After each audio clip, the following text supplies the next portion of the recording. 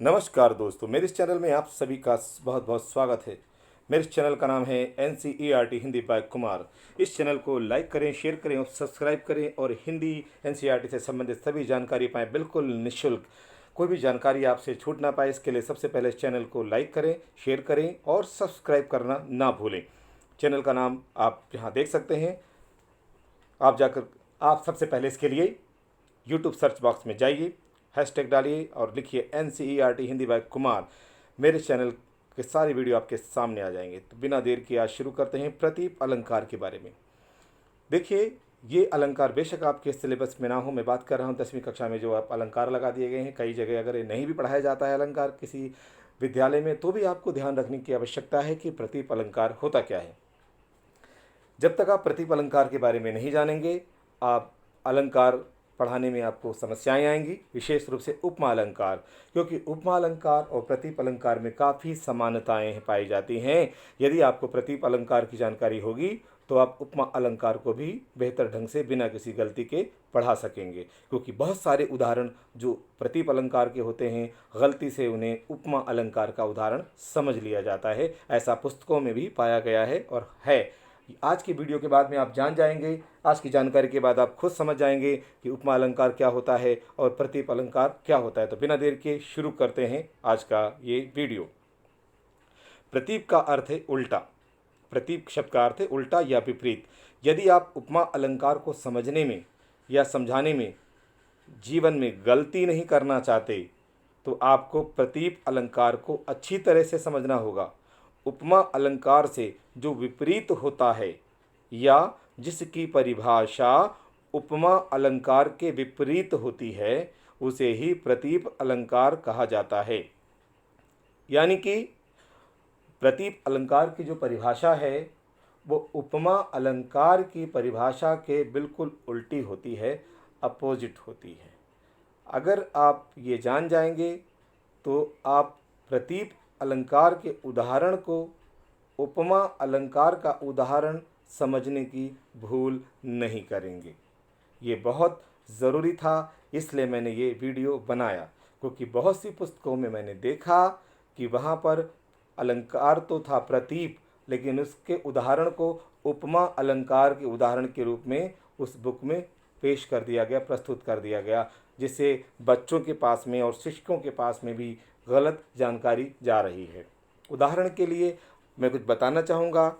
एक बात बताई जाती है कि के समान, की तरह, के जैसा, इस तरह के शब्द आ जाएं तो ये उपमा अलंकार का उदाहरण हो जाता है, लेकिन ये आवश्यक नहीं है। यही मैं बताना चाहता हूँ आज के इस वीडियो के माध्यम से। कई बार के समान, की तरह ये शब्द आते हैं, लेकिन इसके बावजूद वो उपमा अलंकार ना होके प्रतीप अलंकार बन जाता है। अब ये कैसे बनता है, इसको देखने के लिए, समझने के लिए अब हम वीडियो देखेंगे। अगली स्लाइड की तरफ बढ़ते हैं। उपमा अलंकार क्या होता है पहले ये देखिए, आप जानते हैं, फिर भी यहाँ पर हम दोबारा से देखते हैं। उपमा अलंकार में उपमेय की तुलना उपमान के साथ की जाती है। अब उपमेय और उपमान, इनको समझने के लिए मेरे इस चैनल पर 3 वीडियो और हैं, अलंकार भाग 1, अलंकार भाग 2 और अलंकार भाग 3। उसमें आप समझ सकते हैं उन वीडियो को देख करके कि उपमेय क्या है और उपमान क्या है। यहाँ पर अभी मैं सीधे सीधे बात करूँगा। उपमा अलंकार में उपमेय की तुलना उपमान के साथ की जाती है। जैसे सीता का मुख चंद्रमा के समान है। इस उदाहरण में सीता का मुख क्या है, उपमेय है, जिसको हम सब्जेक्ट बोलते हैं, जिसकी तुलना उपमान चंद्र के साथ की गई है। अब आगे देखिए,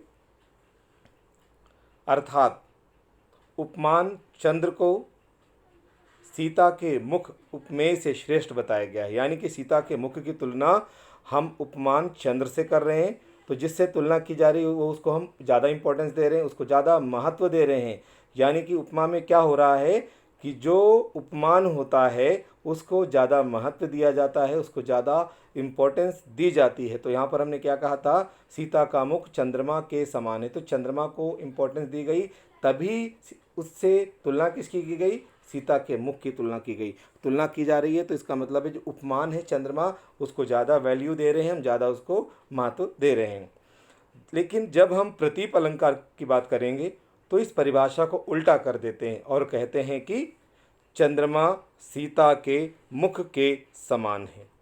चंद्रमा सीता के मुख के समान है। तो आप देखिए, उसी को उदाहरण को हमने थोड़ा पलट दिया, के समान आ गया यहाँ पे। अब अगर आप रटी रटाई परिभाषा के हिसाब से जो पुस्तकों में मिलती है, अगर इसको देखेंगे तो आप कहेंगे तो उपमा अलंकार है, जबकि ये उपमा अलंकार नहीं है, ये प्रतीप अलंकार बन गया है। क्यों? अब देखिए कैसे। इस उदाहरण में क्या उदाहरण था? चंद्रमा सीता के मुख के समान है। इस उदाहरण में उपमान की अपेक्षा उपमेय सीता का मुख श्रेष्ठ हो गया है। पहले क्या था? उपमा में जो उपमान था चंद्रमा, वो ज़्यादा उसको हमने इम्पोर्टेंस दी थी, इसलिए उपमा अलंकार हो गया। जब हम बात करेंगे प्रतीप अलंकार की, तो प्रतीप अलंकार में उपमान की बजाय उपमेय को हम ज़्यादा महत्व देते हैं, उपमेय श्रेष्ठ हो जाता है। देखिए, इस उदाहरण में उपमान की अपेक्षा उपमेय सीता का मुख श्रेष्ठ हो गया है, क्योंकि उसी से तुलना किसकी की गई है? चंद्रमा की तुलना की गई है। पहले क्या था? सीता के मुख की तुलना चंद्रमा के साथ की गई है, लेकिन यहाँ चंद्रमा की तुलना सीता के मुख के साथ की गई है, यानी कि सीता के मुख को ज़्यादा इम्पोर्टेंस दी गई है, तो सीता का मुख श्रेष्ठ हो गया है। दूसरे शब्दों में उपमेय का उत्कर्ष और उपमान का अपकर्ष हो गया है। उत्कर्ष का मतलब होता है बेटर बनाना, और अपकर्ष का मतलब होता है थोड़ा सा डाउन कर देना, हो गया है। अतः यहाँ पर प्रतीप अलंकार है। आप कुछ और उदाहरण देखते हैं। तलवार ज़बान की तरह तेज़ है। वैसे हम क्या कहते हैं? ज़बान तलवार की तरह तेज़ है, लेकिन यहाँ उल्टा हो गया है। तलवार ज़बान की तरह तेज़ है। यहाँ पर हमने ज़बान को, जो हमारा उपमेय है यहाँ पर, उसको हमने श्रेष्ठ माना है, तो यहाँ पर क्या हो गया? प्रतीप अलंकार। कोयल की आवाज़ लता मंगेशकर जैसी है। वैसे हम क्या कहते हैं कि लता मंगेशकर की आवाज़ कोयल जैसी है, तो ये उपमा अलंकार हो जाता है। लेकिन यहाँ पर हमने उपमान को छोटा बना दिया और उपमेय को बड़ा बना दिया, यानी जो लता मंगेशकर है उसको ज़्यादा इंपॉर्टेंस दे दी कि हमने कोयल की आवाज़ कैसी है? लता मंगेशकर जैसी है, तो ये भी आपका क्या है? प्रतीप अलंकार बन गया। कमल उसके चेहरे जैसा है। अगर हम कहते हैं उसका चेहरा कमल जैसा है, तो ये उपमा अलंकार होता, लेकिन हमने क्या बोला? कमल उसके चेहरे जैसा है, तो यहाँ पर उल्टा कर दिया हमने। यानी किसको इंपॉर्टेंस ज़्यादा दे दी हमने? कमल को या चेहरे को? बिल्कुल, हमने चेहरे को ज़्यादा इंपॉर्टेंस दे दी, उपमेय को ज़्यादा इंपॉर्टेंस दे दी, महत्व दे दिया, इसलिए प्रतीप अलंकार बन गया। तो सीधा सा अर्थ यहाँ पर समझिए, जो भी शिक्षक अलंकार पढ़ा रहे हैं या जो बच्चे अलंकार पढ़ रहे हैं, इस बात को खास तौर से ध्यान रखें कि उनको उपमा अलंकार और प्रतीप अलंकार में जो अंतर है, बहुत बारीक अंतर है, उसको ध्यान से सुनना समझना है, ताकि वो गलती ना करें पढ़ने और पढ़ाने में। अब आप देख सकते हैं कि जहाँ पर उपमान को महत्व दिया जाएगा उपमा अलंकार है, जहाँ उपमेय को महत्व दिया जाएगा वो प्रतीप अलंकार बन जाता है। आज का वीडियो में बस इतना ही। मुझे लगता है आज का जो विषय हमने उठाया प्रतीप अलंकार का, आप समझ चुके होंगे और कोई गलती नहीं करेंगे। इस वीडियो को शेयर करें, लाइक करें और इस चैनल को सब्सक्राइब करें, ताकि जो ज्ञान है, ये जो महत्वपूर्ण जानकारी है, अधिक से अधिक लोगों तक पहुँचे, क्योंकि ज्ञान बांटने से ही बढ़ता है। देखिए, कुछ बातें और भी हैं। अधिक जानकारी अगर आप चाहते हैं तो यूट्यूब सर्च बॉक्स में नीचे दिया गया चैनल का जो नाम है NCERT Hindi by Kumar, NCERT Hindi by Kumar, लेकिन हैशटैग लगाना ना भूलें।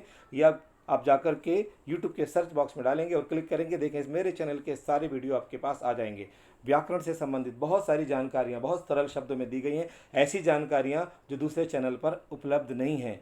कई बार वहाँ पर गलत जानकारियाँ भी मिलती हैं, इसलिए यहाँ पर आपको दिया गया है जो प्रमाणिक ज्ञान है, जो अभी तक का नया ज्ञान है, ताकि आप अपनी गलतियों को सुधार सकें। ठीक है, तो आज के लिए इतना ही। इस चैनल को लाइक करें, शेयर करें और सब्सक्राइब करना ना भूलें।